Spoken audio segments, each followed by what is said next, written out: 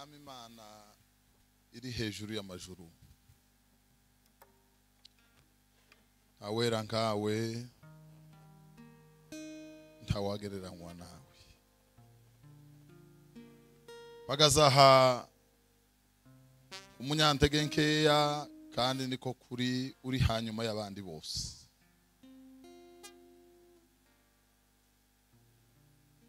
Utegereje ngo wowe ugire icyo ukoze mu mitima y'abantu, uzuze imbaraga z'umwuka wera n'umunezero, uzuze amahoro no gushira amanga, utugerekere ubuntu n'ukuri bibonerwa muri Kristo Yesu. Ikibi cyose n'imbaraga z'imyuka mibi bitsindwe mu izina rya Yesu. Kanwa kose gahagurutse kuburana ugacecekeshe mwami. Imigambi y'incakura wicubye muri uyu mugoroba, uduha ijambo ry'ubugingo rivuye ku Mana. Ndagushimira ko watuyoboye, warinze abangana gutya, izina ryawe rihabwe icyubahiro mu izina rya Yesu, amen.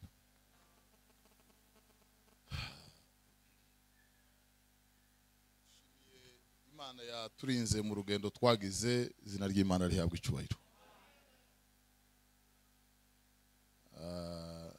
Ni rurerure kandi si cyane,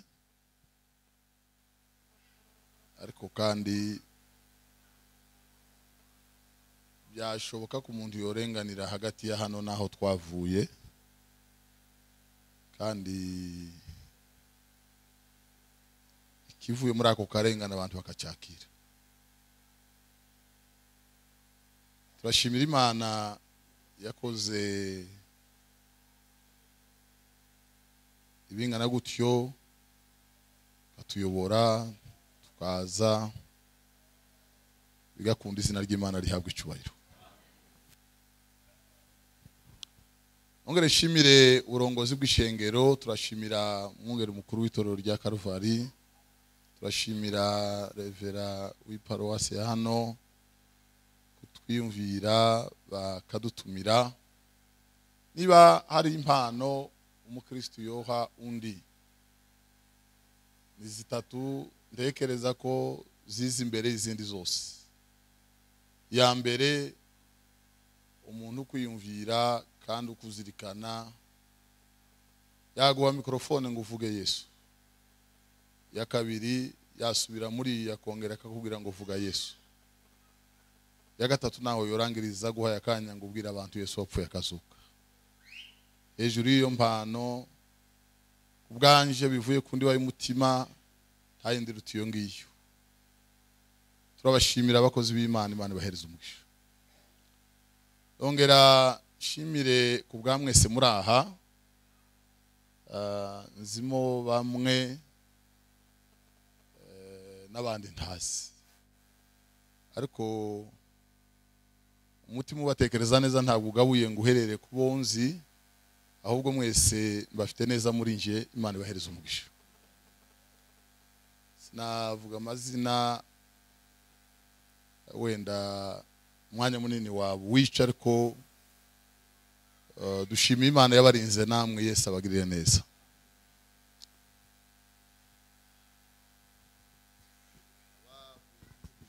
Imana isabahereza umugisha. Baza bavuga bimwe nkumva ari byo twaza duhabwa natwe bivuye ku Mana, ariko nta mpamvu nubwo twasubiramo birakwiriye, nta mugayo uhari. Kadusome rero hahandi abandi basomye, Abakorinto ba mbere igice cya 8 cyangwa isura y'8 n'verse ya 3. Ariko ukunda Imana niwe umenywa nayo, amen. Bangirize muri icyo gitabo, igice ni cya 10 icumi no kwicumi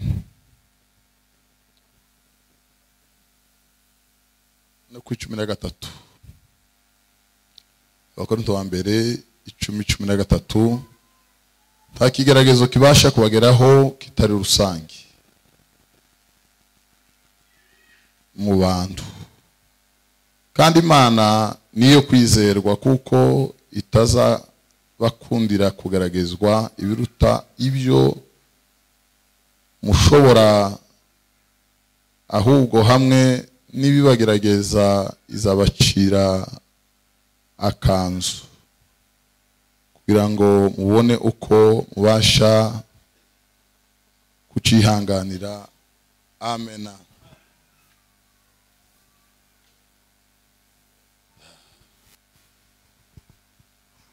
Chubairo. Bwana sifiwe. Banze ntange pole ku bantu bagize ibibazo aho bari hose aha. Twanyuze mu bihe bigoye, abantu babuza ababo, abantu bagize ibindi bitandukanye. Bakristo beza mwihangane.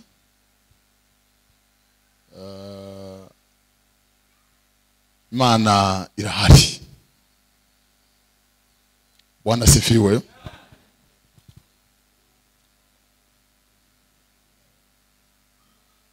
Hari urukundo hakaba n'igicucu cy'urukundo.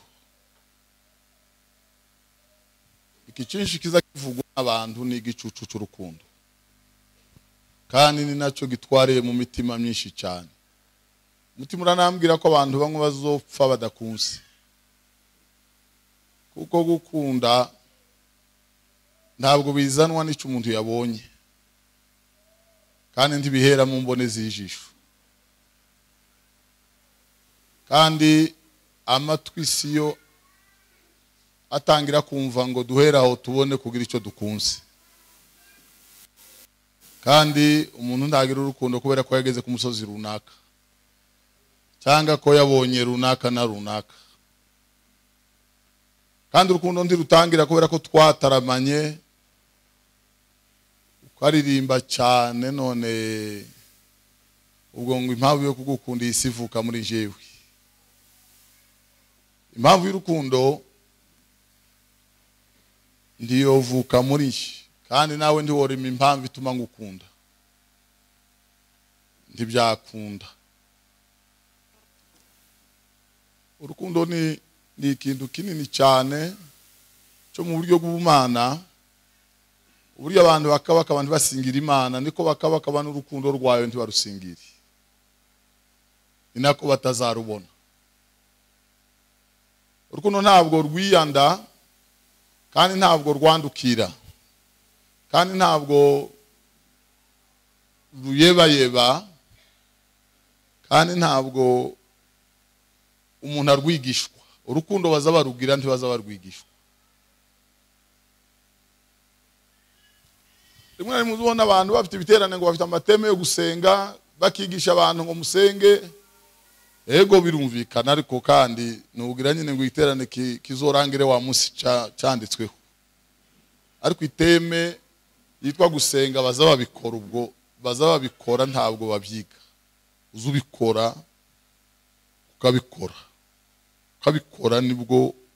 nibwo baza bita ko bahabiga gusenga. Uzuguma ukabikora cyane, ukabikora ubu hawiga gusenga. Bwana sifiwe.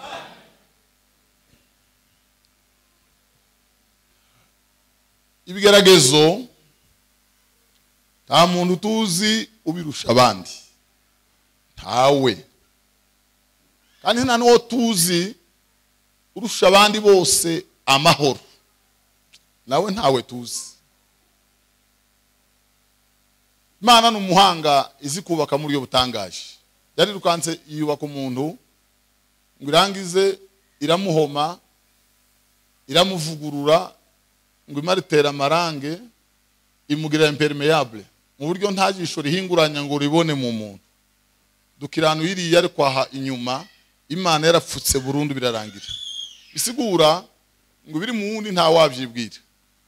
Ariko mu migani yaravuga ngo nubwo umubona seka ngo mu mutima we harimo umubabaro. Kandi ngo umubabaro w'umuntu ngo uzwi n'umutima wa nyirawo. Ibibabaza umuntu ntabwo amaso ajya bibona. Kandi ntimwakwegerana ngo wumve bihinda muri we nk'imbeba ziri ahantu hirya yawe. Ni ukuvuga ngo umubabaro w'umuntu uriyo muri we iriya kundi baye umutima. Wanasifiwe. Umubabaro rero ni impamvu nini cyane muri bimwe bigize ubuzima bw'umuntu. Abanyamakuru ngo bigeze babaza Billy Graham baramubwira ngo ese Mana ukorera nk'umuntu uzwi wubaha Imana wasense. Mana ndiyo gukiza kanseri. Ko yayirwaye imara n'imyaka 10 irenga agera atakibasha kuvuga atakibasha no gutarama. Baramubwira ngo Imana ukorera ntibasha kugukiza kanseri.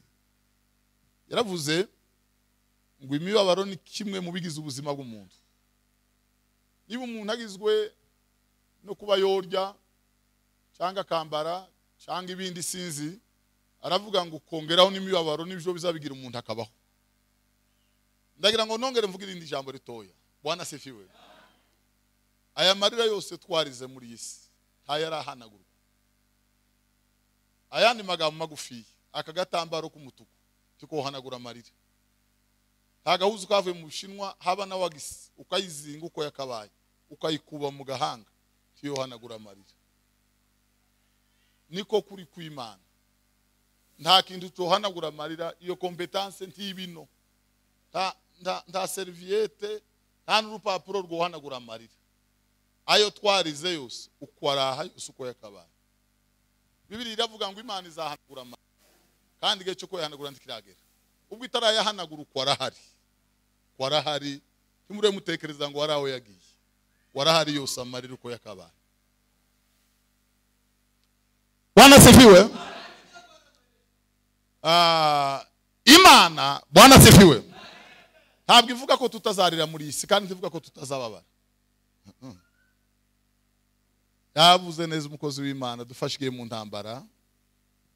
Ntabwo tutazarira muri isi. Tuzarira so turire cyane. Ariko umwe mu bakurambere witwa Paulo yaravuze ngo abankugerera ko imibabaro ngo yigihwayihwaye kandi ngo yakanya gatoya kanone. Bwana sifiwe. Kanya gatoya kanone kitwa gute? Ntabwo ari amasaha dusigaje ngo dusoke. Nuvuga kanya gatoya ukageza umunsi apfuye. Ako kanya gato uko nakanya gatoya aho nyine uko nakantu kare kagize urya umuntu akaba arazengurutse akabageze ni Buraya akagaruka akatubwira amakuru tukajya gutarama. Twebwe twaya ngo yaratinze ngo ramaze amezi 7. Bibiliya iravuga akanya gato cyane kandi ngo kari mu mibabaro yigihwayihwaye. Hakurya rero yibi hari umubabaro, hari umunezero utangaje kandi nawo tuzobaho cyane. Ese niko bimeze? Yo tuzobaho cyane. Ntiturarwa dukoza kubaho. Tuzobaho neziriya twageze ibwami ku Mana. Bakristo gukunda Imana. Gukunda Imana ni ikintu kigoye haba no kucumva. Umuntu akunda Imana gute? Umuntu akunda Imana cyambere urukundo, icyo bazabita urukundo rw'Imana, icyo bazabita urukundo rw'umukristo. Urutandukanye n'ibyiyumvo by'umuntu n'amarangamutima ye. Urukundo rw'Imana. Nako mvuga niturangiza dusenge. Icyo bita urukundo rw'Imana. Hari waririmbye aravuga ngo urukundo rw'Imana yacu ngo runteye kwikunda ngo nzangu mviteka mu mutima wanje. Icyo bita urukundo rw'Imana. Icyo bita urukundo rw'Imana.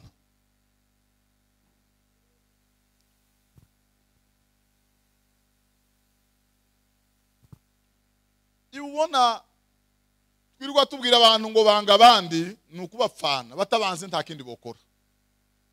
Nta kindi bokora ntibikunda.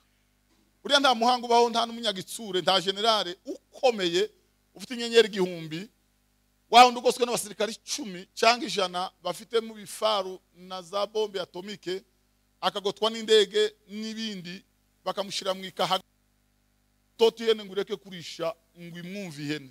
Haba nubwo wovuga muri Arto na bazi cyarimo ihene nti woyibuza kurisha ifite inzara mu ndego, nta bwenge bubaho. Niko utobuza umuntu wa kamere kwangana ntibibaho. Umuntu wa kamere nti wo mubuza kwanga uko ni automatic, ntabishaka ni kwari uko n'urwango mu yandi magambo ni kamere iri muri we, si niyo niwe iwe ni kwitara.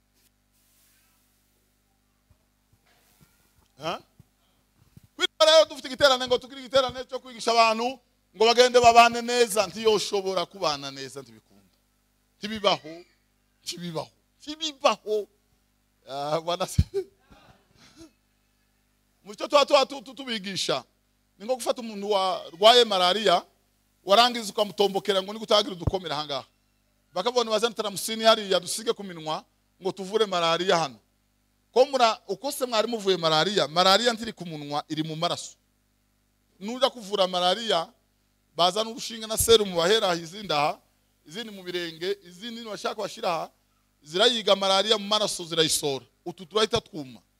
Nuvuga ngo rero ibi tuzatwirirwa dupfa hano ibimenyetso byikiri mu maraso, kandi ntibyo kwanga gutunguka, kandi ntibona bihisha, kandi ntibyo bibuza guseruka, byanga byakunda bizaja hanze. Urukundo rero niki icyo bita urukundo rwavuye ku Mana.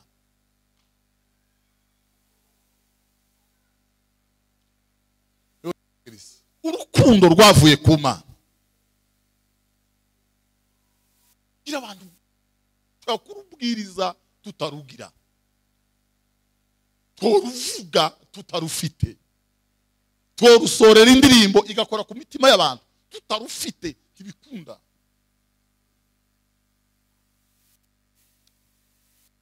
Ntabwo ari urukundo.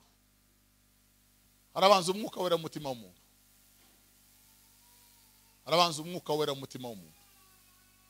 Kandi mwibuka ijambo birivuga ngo ntibishoboka ko abisi bohabwa uwo mwuka wera w'Imana, ntibibaho, ntibitekerezwa. Umuntu yoforoda ibindi byose bigashoboka. Foroda ko yakingiwe kandi atarakingiwe. Umuntu yoforoda ibindi agatira ikarite, umuntu yoforoda sinzi n'ibindi, ariko nti woforoda ngo wuzure umwuka wera w'Imana. Bibiliya ivuga ngo ntibishoboka ko abisi bamuhabwa, ntibikunda, ntibikunda.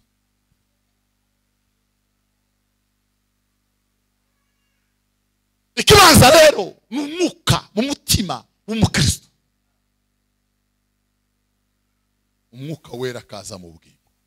Umwuka wera niki? Umwuka wera ni imbaraga z'Imana zikorera mu mutima wahinduwe na Kristo. Niki cyerekana imbaraga z'Imana mu mutima w'umukristo? Imbaraga z'Imana zizidutera guhagara mu masharpa ngo dukure ibihishari hagati y'amanjanja. Imbaraga z'Imana ntiziri muri twe ngo zidushoboze gutanga nk'igihumbi. Imbaraga z'Imana zigira imirimo kandi zikabazo iyo ziduteye kunesha isi, iyo zidushoboje gutsinda ibyaha, iyo zidushoboje gutsinda isi tukayifaho ikadufaho. Bibiliya iravuga, Bwana asifiwe, ngo iki nicyo cyerekana ko mukunda Imana, ngo muzitondera amategeko yayo. Ngiki nyuma y'icyo nta kindi. Mukunda Imana tibivuga ngo umuntu azana umwana mutange mu giseke ngo yerekanye ko akunda Imana. Kandi gukunda Imana ntabwo ari ikindi kigaragarira abaturage baje mu materaniro. Ni n'ubugingo buriyo aho batakuza utabona iriya muri wowe. Bwana asifiwe. Bwana asifiwe. Naje kumenya amakuru ko nta bantu bagira ubuhamya benshi iyo bapfuye. Ngo arakunda abantu bose ngo ageze sura abantu. Ngo yatanze 108. ngo yagazagenda baririza abantu bose badafite ifu mu muhana. Perutse kuja ahantu batanga ubuhamya nari maze kuganira baravuga ngo uwo muntu wapfuye ngo nukuri kw'Imana ngo yagazahura n'umuntu ngo kama mukirigita. Ngo yagazahura n'umuntu ngo kama mukirigita. Uwo muntu Dena kubabwira ibyo yose tuvuze nta buhamya burimo. Nta n'imirimo. Kuko ibyo ndahiye Imana. Indaya zarazisamba n'idolari 100 zizazifasha abakene uko bakabaye. Niba ubuhamya twirata tubuhuriyeho n'indaya tukabuhuriraho n'abayisilamu nta buhamya burimo. Gutanga inkasu ubuhamya bwo kukiriyo cy'umukristo. Kandi niba ariyo mirimo murata tugaherekeza bagashira agataka bagahera kucirabura bakarangiriza kugitukura bagashira isima nta buhamya buhari. Ubuhamya nivyo Kristo yakoze mu bugingo. Haleluya! Nivyo Kristo yakoze mu bugingo. Nibwo buhamya. Nabundi tuvuga twese. Ngo abatirijwe mu irangara ngo yashakanye no bita nyira Rosaria ngo wari afite abantu 14 ngo yatanze nk'ijana na 4 ngo yagaza azinduka mu ikanisa nta buhamya burasigura. Ubuhamya ni imirimo ya Kristo. Ubuhamya si ibyo umuntu yakoze. Haleluya! Ubuhamya ni ibyo Kristo yakoze. Ibyo Yesu yakoze nibwo buhamya. Imirimo ya Yesu. Imirimo ya Yesu. Abisi bose bafite ibyo bakoze. Ariko ab'Imana bafite ibyo Yesu yabakoreye. Kandi umuribyo yaravuze ngo mu by'isi Imana yakoze byose uko byakabaye. Ngo ntakiruta ikiko Yesu ankunda. Nta kindi kizoboneka ntikigira mugeri. Haleluya!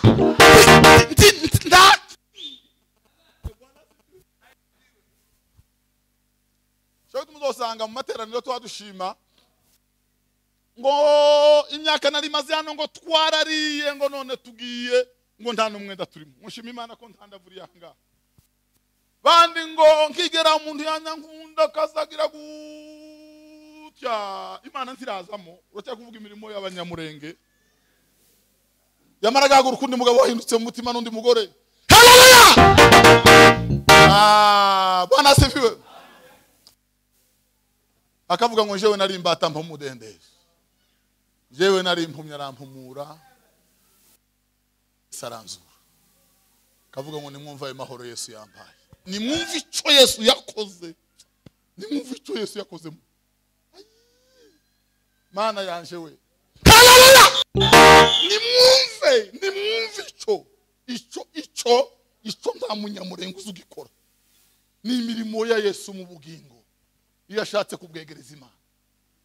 Bibiliya iravuga ngo muri we ni mw'Imana yiyungiye n'abari mu isi. Haleluya! Uzona abantu bahuruka ngo kugira nda ayo sayi kanisa na yacu kugira ngo twatunyagira. Ayi kanisa riri. Kanisa se ni twubatse. Haro ibyo aravuga ngo mimi ni chombo cha Bwana. Ndani yangu mna mali. Haleluya! Itorero ndahiye Imana aba bandi bazabagera mu kanisa ariko ndi bazabagera mu itorero. Ibi byose bavugaga by'isatumba n'aba baguruka bose bazabaguruka bakitura mu iparuwasi. Nimwo babandi bagatanga ameza. Ariko mu kanisa kibibaho kandi kanisa ntibazatanga ifaranga zo kuryubaka. Bibiliya iravuga mu gitabo cy'ibyakozwe n'intumwa ngo Imana ntiba mu nzu zubatswe n'abandi. Kigiriti. Haleluya! Ntiba mu nzu zubatswe n'abandi Imana. Imana ntiba mu nzu zubatswe n'abandi. Ndahiye Imana ntiba mu nzu zubatswe n'abandi.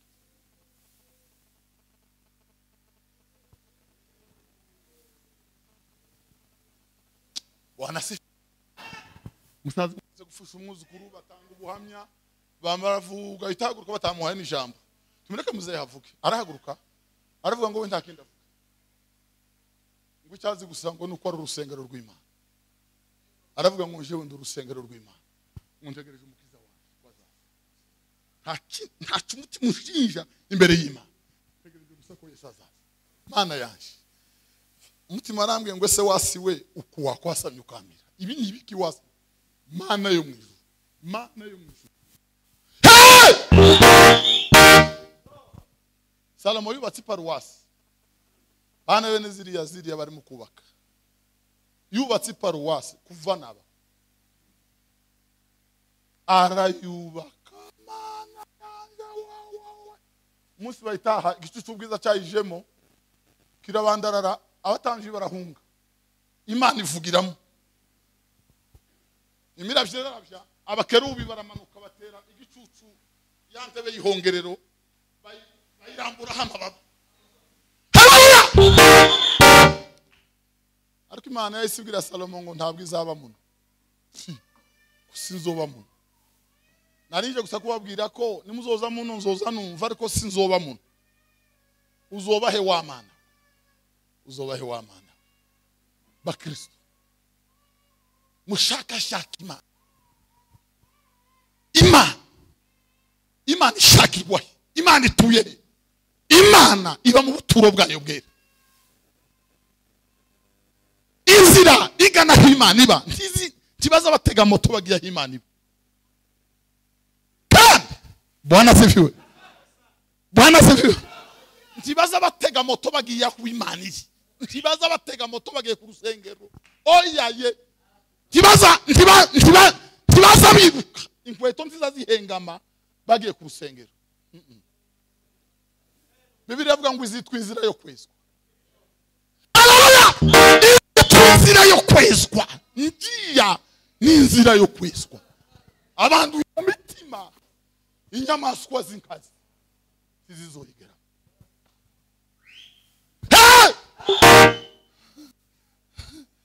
Naho aho saba ni mukuru rw'abashamburiyamwe amashara n'ibiti n'amabuye y'itoroshi mukagira ni mu rusengero.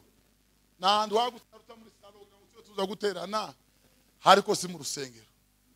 Cyo bita mu rusengero rw'Imana. Haleluya! Kanisa ni moyo wako isalake.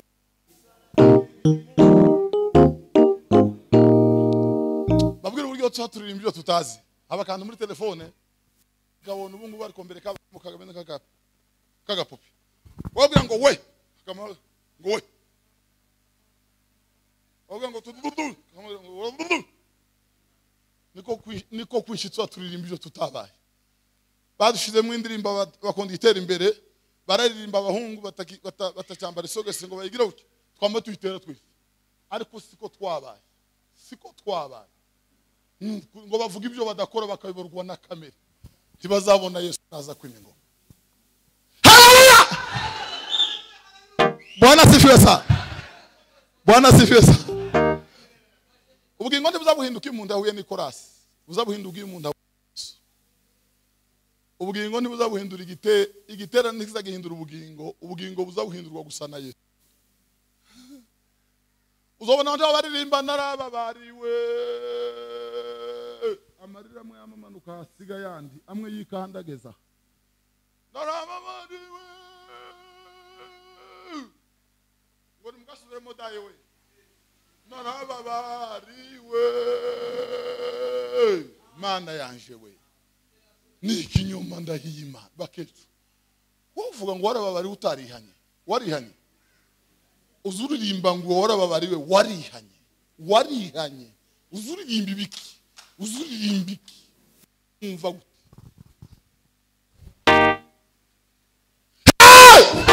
Biravuga Bwana asifiwe. Ngo bankunda banshaka n'umwete bazambona. Wanitafuta kwa bidii wataniona. Banshaka n'umwete bazambona. Mana ntishira hari. Mana irahari. Buriya urukundo ruvugwa ntabwo ari rwo. Nibe bose n'abakobwa bafata kopa bamara bakayigarika bakayihengeka bakayohereza bikazihumeka mu telefone ngo ndagukunda. Abandi ngo sheri, abandi bararusha mu telefone, abandi bamakubitaho mukubito suru ni igicu cy'umwijima w'isi kugira ngo abantu babone uko bakora ibibi n'ibizira ngo n'urukundo. Bibiliya Bwana asifiwe. Bibiliya iravuga ngo ariko imbuto z'umwuka ziragaragara. Imbuto z'umwuka, urukundo ntabwo kimeza, kandi urukundo ntabwo ari uburenge ngo buragenda bwanakorera ngo buragenda bufatafata. Ya Bwana sifiwe. Ndiyabanze igiterane, harabanza umwuka mu bugingo bw'umuntu. Umwuka wamara gukura, biravuga ngo mwifuza amata y'umwuka ngo adafunguye ngo azabarera bageze ku gakiza. Iyo mumaze kurerwa n'umwuka mukagera mu gihagararo gikwiriye cya Kristo, mutagiteganywa n'imiraba, muhagaze ngo data ahabwe icubahiro, umwuka arasagamba akagaba amashami, yamara neza kugaririya agatangira kurekura urukundo rugasohoka muri ya mashami y'umwuka wera w'Imana. None umuntu ntagira umwuka kuva baye kuramubwira ngo aragira urukundo ararukura nta mwuka we. Ntabwo gari ribaya ngo araje kwatayira ritaha, kandi umwuka wera ntabwo abama iriya iryo zagurira amakoti niyari, ntabwo abisira umwuka wera, kandi umwuka wera ntabwo bazamukura kuri teoloji batashe. Hoyaye umwuka wera ni Bwana sifiwe. Harabanza umwuka wera w'Imana, kandi Bibiliya yavuze Bwana sifiwe ngo kandi ntibishoboka ko abisi bo muhaba, ntibishoboka. Nukuri kw'Imana yo mwijuru, wowe wari paruwasi y'abantu 100,000 uruwisi worinda upfa utaragira umwuka wera w'Imana. Taza yihakirizwa umwuka wera si wo munzu ngufi, umwuka wera ntigeze guhinga iwanyu, umwuka wera ntabwo akenye, taza atinya busiya ngo baramufatana icyangombwa cy'abandi. Umwuka wera ntashonje, ntazahamagara banaka ngo bamwohereze ifaranga. Umwuka wera Bwana sifiwe. Mwuka wera w'Imana, mbaraga z'Imana isumba byose. Bibiliya ivuga ngo kuko tutahawe umwuka udutakisha, twahawe umwuka udusubiza mu bubata. Mwuka twahawe isoko kudusubiza mu bubata, ngo twahawe umwuka udutakisha abada. Erega n'ubundi erega nimuzi kubesha umuntu kuvuga ngo yuzuye umwuka kandi ntawe afite, ico ni icyaha mutazobabarirwa. Bibiliya iravuga ngo bazobabarirwa ibyaha byose keretse gutuka umwuka wera w'Imana. Uri maraya warangiza ukavuga ngo ugira umwuka ko nugutuka umwuka wera w'Imana. Ndahiye Imana, Bibiliya iravuga ngo ibindi byose bizobabarirwa, gutuka umwuka ntikizobarirwa, ntibikunda. Yesu aravuga ngo ntikizobarirwa.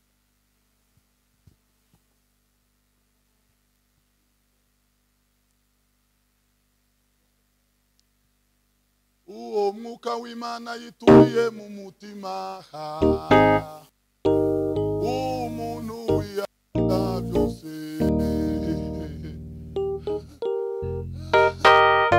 Mwuka wera Bwana sifiwe. Urukundo ntabwo ari ikibazo atubwira, iki ni igicucu. Urukundo ni ikindi gikorwa. Umuntu yamaze kubambanywa na Kristo, umuntu agapfa ngo ntaba ari usigara, ngo ahubwo abeho kubw'uwamupfiriye akamubambirwa ari we Kristo w'Imana, agapfa agashira. Bwana sifiwe. Kandi wagira umwuka wera utarasize byose. Erega n'abandi bari barabisize. Petero yabwiye Yesu ngo twasize ibiki bete ntacyo atavuze. Ukuri haba n'urushundura. Ejo bundi umutima warambwiye ngo rwa rushundura rwa rukirusha, ariko yahise arusiga uko rwakabaye. Ntiyanamagara muhira ngo bazoze kurutora. Abwira Yesu ngo twasize byose kubw'izina niki mwasize kubwa Yesu byose. Mwari muzosanga amahuduma tugira ku misozi nawe gusenga ngo Mana uduhereza abagore beza ngo batazonkoroga, ngo nibwo nzo gukorera neza. Petero we yaravuze ngo twasize abagore Yesu, tugenda ibirometre n'ibirometre, de kilometre et de kilometre, tugera mu isi itazwe, mu bihe n'amanga n'imyorera tugushaka wowe Yesu, niko uzoduhereza Yesu.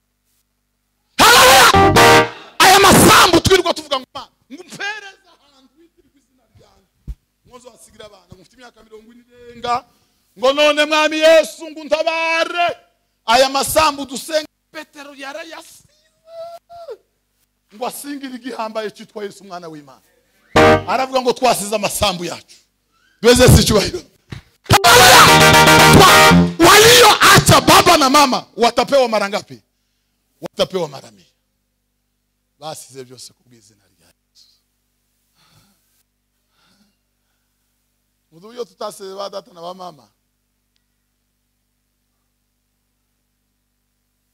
Nyoko yobura na nyina wa runaka. Wowe umudimu w'ikinyomo gashigikiranya ko ngo atsinde. Ko ndi wamusize. Niba mama kwiriye gufungwa akaja muri mabuso, niba ari uri mu makosa kwe kuyashiramo. Niko kuvuga ngo twara basisi. Tugiye kurangiza abantu b'Imana. Bwana zifi. Hano hanze tuvuga ko banyina abandi ari babi, ariko ntuzuvuga nyokura musi. Turagera ho kuzura umugore w'Imana. Petero yaravuze ngo twasize ba data na ba mama. Ugatorero wari wavuga amakuru ya nyoko. Wari wavuga amakuru ya so. Abantu bose baramuzi. Uzusimba tukamenya ko nawe so ni kwameza. Ariko ntuzumuvuga. Turasize byose kubw'izina rya Yesu. Petero yaravuze ngo twasize data na mama. Ngasiga abahungu n'abakobwa. Bite byanje Yesu. Yesu wanasifiwe. Yesu de sabushi. Uze ko nzobazamu.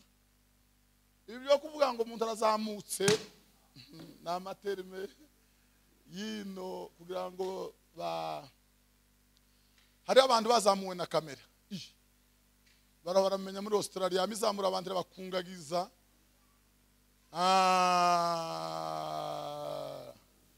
Abandi bazamuwe n'impano zabo.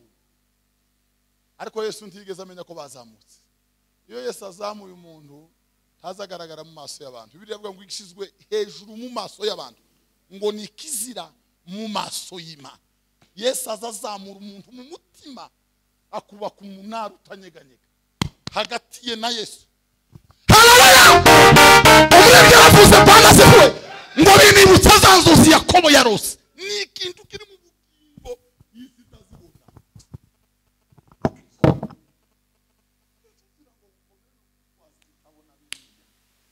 Abandi tukama duhangarara ngo twarakomeye abantu bakama tubyinama. Umugore mwaza ngo ushobora se kutazuba ngo wikomeze. Ubona wararengesheje. Imana yaje. Ukumira ko bakristo. Ndahirima ntabwo ari ukurenga bene wacu. Gukomera ko bakristo. Ntabwo ari kuvuga ngo nsigaye mfite no riye. Agaciro abakristo tugira kitwa gukomera. Haleluya! Yesu yaravuze Bwana zifuwe ngo mbahaye ububasha. Muzokandagira sikoropio. Uzoyikandagira mufite gusubasha gukandagira abanyago sengerana ngo babatinya mwarakomeye. Ariko ntukandagira sikoropio. Tiwo girange. Tiwo gibihumanya kwa musindira n'indi. Wamanga rakomeye. Ubutware no gukomera nagaciro tugira imbere y'abadayimoni. Mwisitagaragara. Nagaciro Bwana sifiwe. Cyitwa Paulo na Sila banyuza ahantu umukobwa wuzi y'abadayimoni ngo ahitavuga ngo abantu b'Imana kan ngo barabwira inzira y'ubugingo barabwira inzira gakiza. Twebwe twaravuze ngo uyu mukobwa ngo numuhereze itike ngo akoze igitangaza kubwiriza. Avuze ati aravuze ngo abantu b'Imana barababwira inzira y'agakiza. Azogaruke mu kindi giterane cy'abamama ni uzotuganirira. Twebwe twera ngo yabwirije uko. None uko yari yabwirije se? Yabwirije. Yobwiriza wowe nanje ariko ba Pahoro bahari ni daimoni zuzuye mu muntu. Cyo tuma Pahoro yavuze ngo ngo amuzonze mu matwi amuzonze. Erega twese iyo tubwirije ukundi tuba tuvuze Yesu. Hariho bimwe byo badaimoni Bwana sifi. Cyo gituma Pahoro ariko Pahoro wa Yesu Mana yo mwijuru. Jewe ntekeza ko Mose ari hango Pahoro akabirindi Yesu akaba umwami. Ba Petero bakaba amakumbu moya nabizera banone tukabutubarira bakabona kubaka inzu y'Imana. kaza kitabu imitandarapanya nibaye Yeremiya n'abandi ariko mana yanjye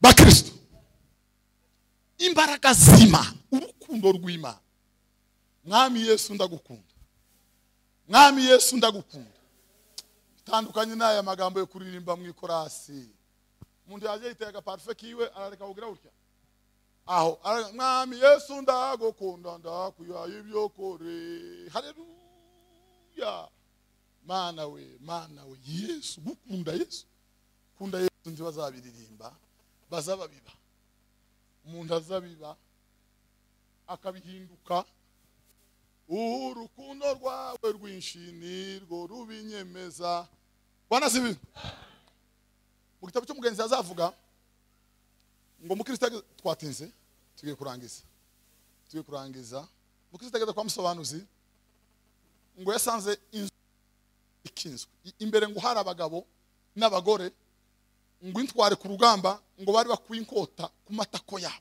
abandi bakagira amacumu ngo babone ku muntu wari ufite imeza n'ikaramu ngo hamagara bari hanze ngo aravuga ngo se ninde wobasha gutinyuka imibabaro ngo yinjire muri inzu ngo habura numwe umuntu umwe ngo azamura ikiganza aragenda ngo ariyandikisha aravuga ngo ndinjire twagati ya amacumu na za nkota ngo amaze kwinjira singumanisha ngo nyuma yo kuvirirana ngo wumvikana ijwi ry'umuntu ngo wagendagendaga kwipfundo ry'inzu ngo aravuga ngo injire mugenzi ngo injire ngo uraga umunezero wo gutunganirijwe injira mugenzi niki cyamwijije gukunda Imana ntabwo ari ukuririmba n'ukwemera ukanyura muri aya macumu n'izo nkota zigatobagura nyuma yo kuvirirana Bwana sifiwe ngo bageze mu ijuru baravuze ngo rwano niki ko bandi bose bananiwe ibihumbi n'ibihumbagiza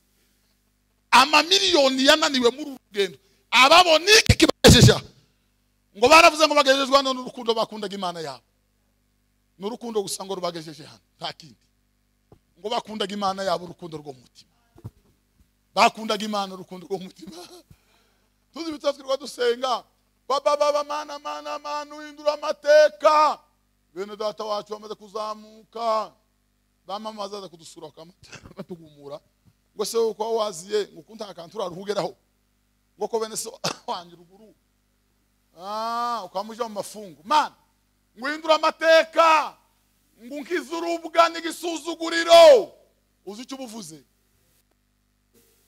ngo mana ndarambiye kwikora umusaraba iminsi yose wiyaranje unkure iminsi irahagije nafize nafu kase trop abatinyutse ibyago byose neza kurikira umwami Yesu haleluya wemeye guharamagara ku bwa Yesu Bwana sifiwe mwishakirida Mungu aravuze courage mwijuru urugendo rumeze gutati jewe manza nkubwira ibyo ngenderaho nibyo twemera twebwe tuba dukunda ngo tujye mu ijuru ntacyo dupfa n'ubuyobozi twebwe na leta twemezanya bito dufungisha byemewe icyakabiri tuba dukunda ngo tugende mu ijuru izuba riva nta bintu by'ikime nta bintu by'imvura uzi neza ko n'inzuki ziza zitara kuzuba mu mvura zikaja mu mpaka n'abanika ifu bose ni kumusasa iyi imvura iturutse hari bazamabagiro natwe iyo tubona ibyo bije no twebwe turi ko bituza twabona gukomeza urugendo rushibwa twambaye neza ikintu kitubangamiye Bwana sifiwe muza urugendo rwabo rwarangiriye Ansi yaravuze ngo sinongeye kubabona mu nzira y'ibwami kumana ngo nibigitaka cyarabakundukanye bagapfa ngo niba ari kindi cyababaye ngo icyonze ngo ntibongeye kuboneka mu nzira y'ibwami kumana haleluya urukundo Yesu adukunda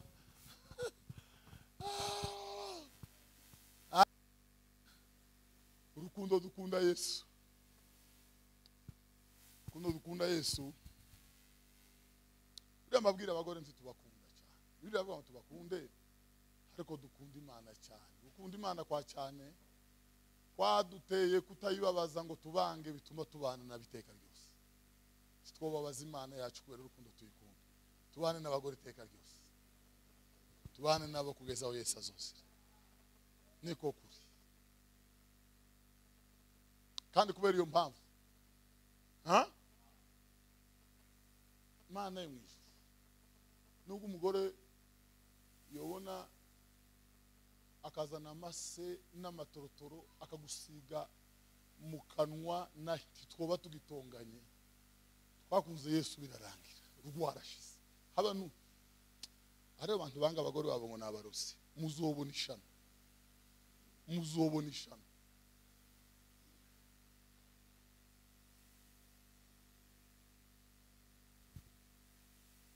Kuko amategeko n'ibyanditswe byose bisohora muri iri jambo ngo ufanye nini, umupende jirani yako kama nafsi yako.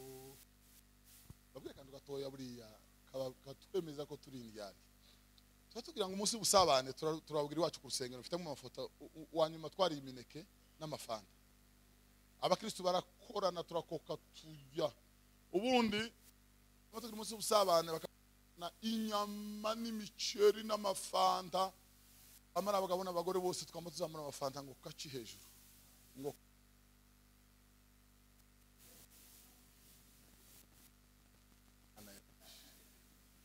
ni ibintu byo guhenda abana ngo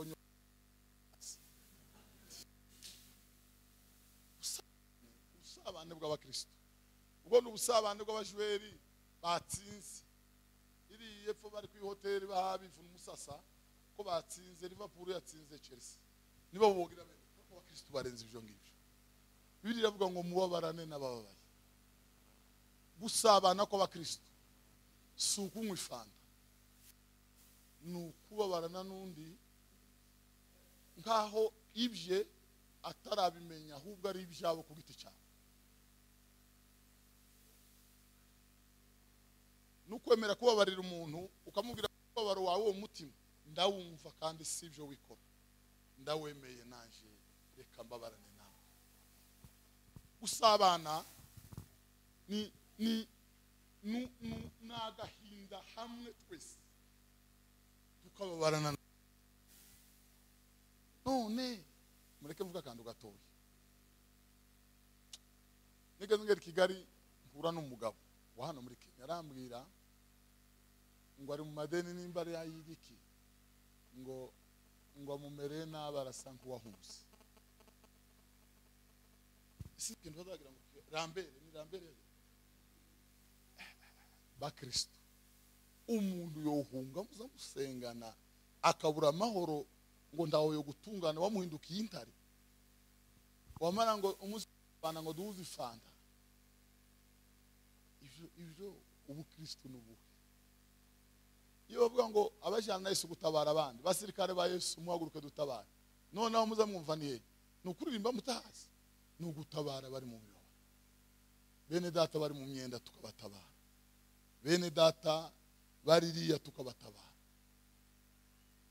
Utababariye abandi bantu wotekereza umuntu yo bamwidena amezi abiri umutima utarakubwira ngo umuwabarire.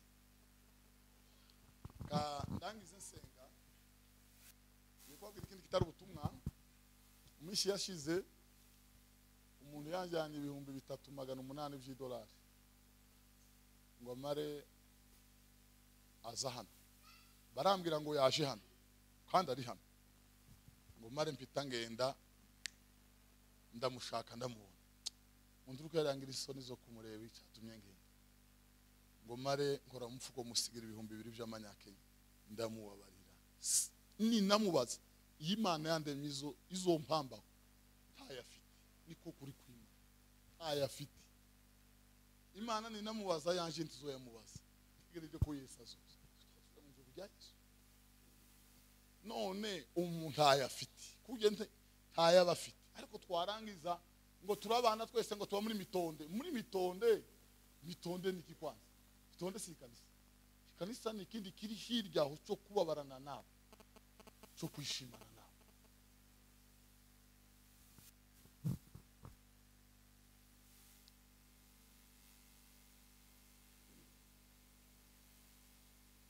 Bwana asifiwe. Gomwe arambwiye wikimugucitse ukuguru yababare pasiteri wawe $1,500 $500. Pasiteri abanza arayisaza ngo yaye nzo yakwishura genda nakubabariye. Nibwo buryo bwiza. Ngwenzo yakwishura birangira atanayamuhaye n'ubundi. Nubu ari mu kuririmba ariko yaramubabariye. Siko kuri Kristo. Tuje tubabarana. Tugo rukundo rw'Imana. Twihangane. Tugo rukundo rw'Imana. Rwa Kristo.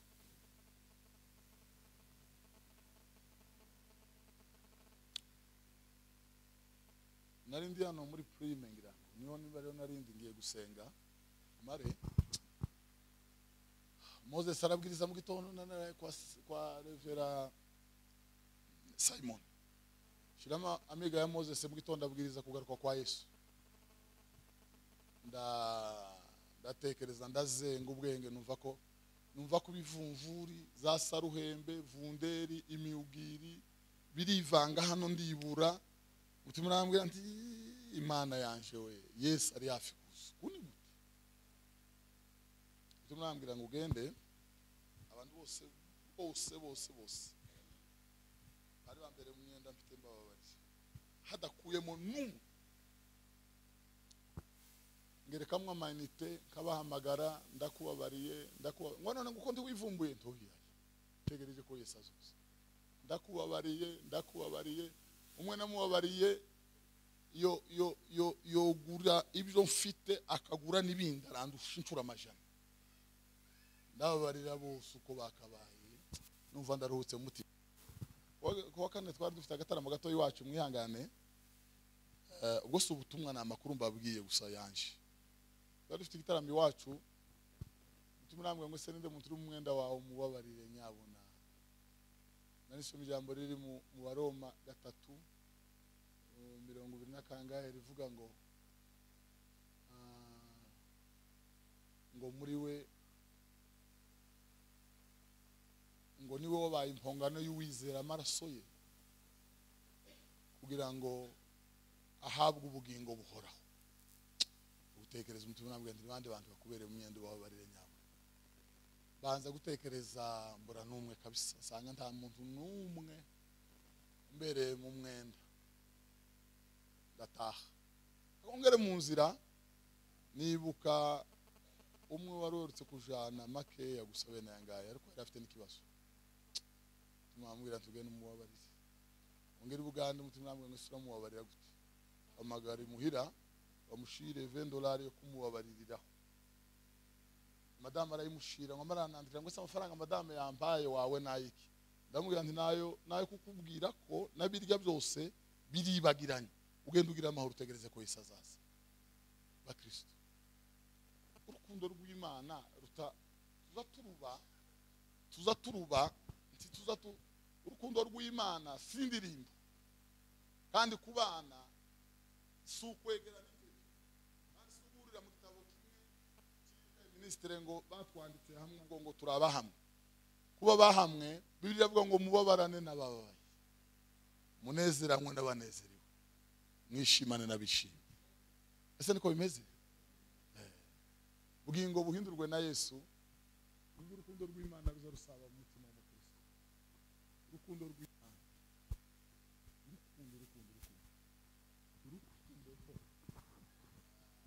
ndangize wenda mukaza mwishuza abantu faranga mutabakabije ndabara gukabije akekere yabuze cagaburira abantu bamara ngo ukwezi gushize ngo wamuhaye 300 ngo kura mushize 6,000.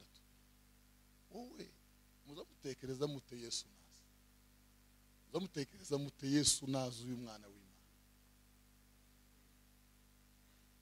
tiwo profite undi mu mibabaro n'amakuba ngo uvuga ngo mbonyaho murira mu marira.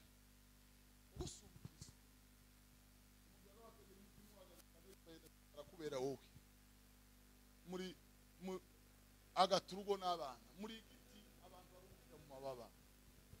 abantu baruhukira mu mababa ikizakubwira ko itorero yubatse neza tuzorebera ku mapambo uzorebera ku buryo basangira ubuzima ufite isimisi zibira zaheza mugenzi w'imwe ufite ifu nyinshi akadahiraho undi ugasanga isimisi ya runaka n'usigaye isirimbana hano nguko uko abakristo bazamera bagasabana ubuzima bukagendeka ariko aho usanga baririmbye nk'umuriro watse umuntu ari umuntu wenda gupfa n'inzara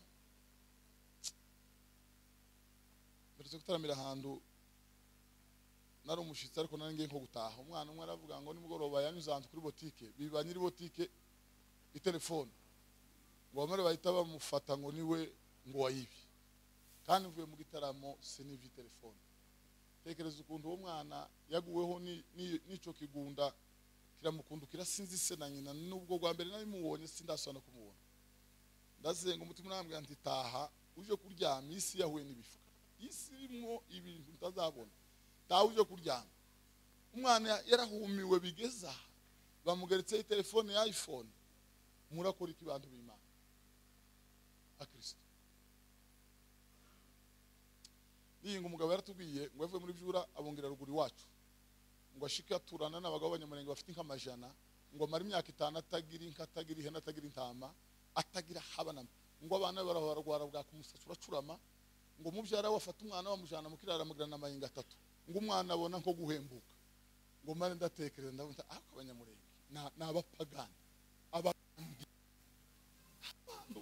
mwobana n'umuntu abantu bafite inkamajana umuntu agahuwera avuye muri byura ngo tugiye ngo kumukutano ngo dufite umukutano ku ndondo ngo dufite umukutano ngo nyarukutano ngo izohuza abantu umuntu yakubita ikoti imbere akubita isimisi barashiraho undi mupira agashiraho na costume na busoka inyuma yamara ngo dufite umukutano agahenge kisapo ngo ageze mu 120 hano ari umuntu uhayurira abana babuze uko bagira umusatsi wawo ucurama mwarangiza ngo tugiye kumukutano muzobonishana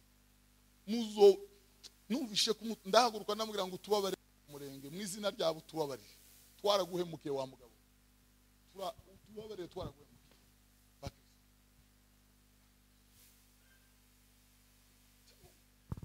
benda hano hirya tukarya ibihumbi nka runaka baburaye twarangiza ngo nimushiremo diskete yahe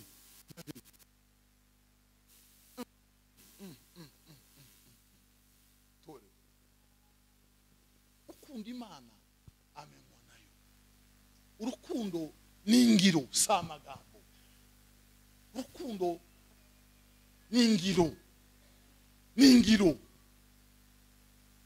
ndangiza yongo cyagize maono amara nk'amezi hafane yaragiye batekereza ko yapfuye bakandaha bakumva umutsura cyatera araruha umuryango we uramusigarana arabora akazashishuka aravuga ngo arazamutse ngo agerantu baramutega bamwambura umwenda wino yarajanye n'uyu mubiri baramubwira ngo ahubwo uwo mwenda nti wohagera ngo agera mu ijuru abona amazi abona abantu ngo agiye kugaruka baramubwiye ngo mu minsi umaze ku isi ngo ibintu bibiri bimaze gukora Imana ku mutima wakoze mu buzima ngo wakoze ibintu bibiri we yatekereza ko ikanisa ririmo agatekereza n'ibihumbi n'ibihumbagiza ngo baramubwira ngo kimwe mu byo wakoze byakoze Imana ku mutima ngo bitazibagirana ngo biza bihora binyura imbere ngo baramubwira umunsi umwe ngo wanyuze ahantu muri ya ivere y'abazungu mumbeho iteye ubwoba ngo usanga umuntu wakayuha ukomanganya amenyo yarasigaje gatagapfa ngo wiyambura ikoti urari muhereza ngo aryambara shuhirwe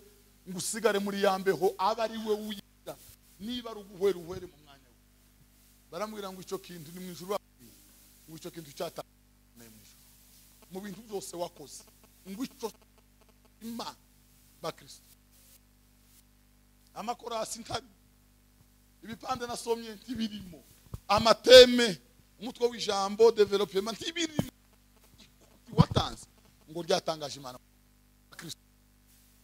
bakristo gukundana samagambo ni ibikorwa tubabarane na data haleluya tubabarane n'abandi dutekereza abandi urukundo rw'Imana Paul yabwiye abakorinto ababwira Filipi arabwira ukora kurema ibice ahubwo ngo mwicishe bugufi umutima umuntu wese ngo yibwire ko mugenzi we amuruta ngo twoye kwizirikana tuzirikane abandi tuzirikane abandi twoye kwitekereza dutekereza abandi.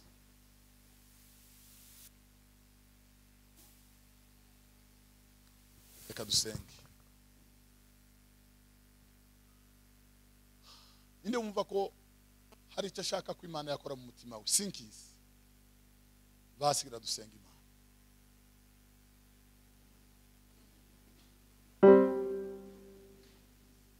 Bwami bw'Imana subwo amagambo subwo subwo kunywa. Bwami bw'Imana nubwo gukiranuka. Bwami bw'Imana nubwo gukiranuka.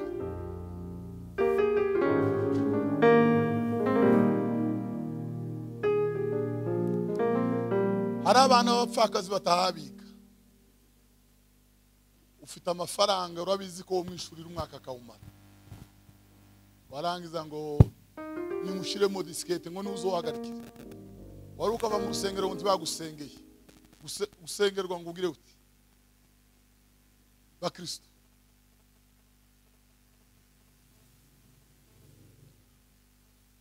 Nimuze ngabo za Yesu tuje mu ntambara marobanuwe n'umwami mwese mwiyereke umugabaraje tumukurikire duhabwe ingabire nziza y'abatabarutse mwihanganire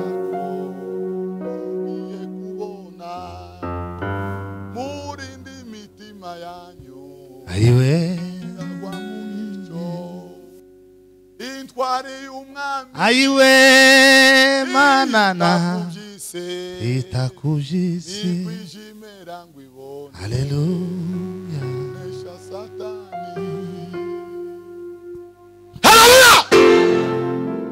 bakristo haleluya. nubwo tutobwiriza cyangwa ngo dusora amakaseti hari ukundi twoba tukabirangirire mu bwami bw'Imana. Hari ibindi twoba tukabibirangirire mu bwami.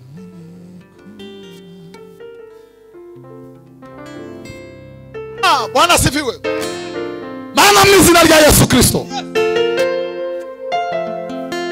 Ai mukomere cyane. Mana mu izina rya Yesu Kristo. Ugiye kunesha we. Mana mu izina rya Yesu Kristo. Mana imbaraga n'amahoro. Ukomere cyane. Tugiye. Mana mu izina rya Yesu. Mana mu izina rya Yesu. Uhabwe Mana mu izina rya Yesu we.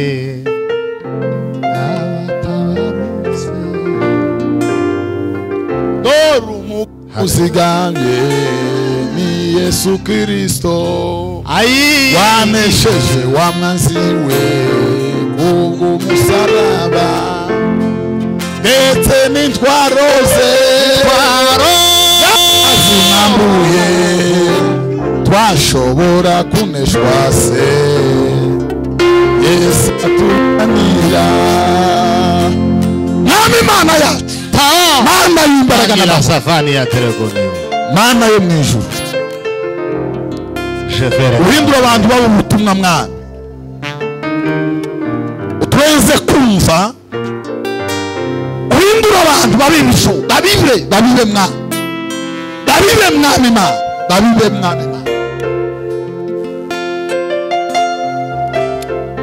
hari abafashe imyanzuro mwana hari abagabo n'abagore bafashe imyanzuro mwana hari abapapa n'abamama hari ababyeyi bafashe imyanzuro. Mwami gendera imitima uyihindure mwana uhindure ubugingo mwana uhindure indibaza imitima wa Mana widahemuka Mana yanjye.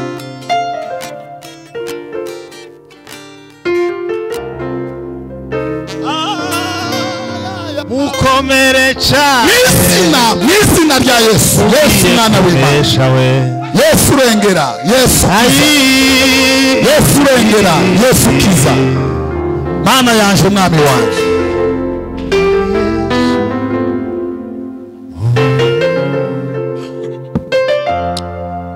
mwami ndagushimiye ko ibyo ijambo ryawe bisohoye mu matwi y'aba bantu y'umugoroba. Ubaha umugisha n'amahoro, ubarwanirire kugeza aho Yesu azozira. Imitego n'impamvu zibabuza kwera imbuto z'ijambo, y'amahwa amera akaniga ijambo, kakara ko mu mitima, mu izina rya Yesu byose bisenyagurwe nawe mwana. Ijambo ryawe ni imbuto mwana, imitima y'aba bantu mu butaka. Nawe mwana uri umuririmbyi kandi niwe ubashe imbuto kandi ukazimeza mwana. Reka abantu babashe kwera imbuto zikwiriye abiha. Mukomere ijambo ryawe mwana.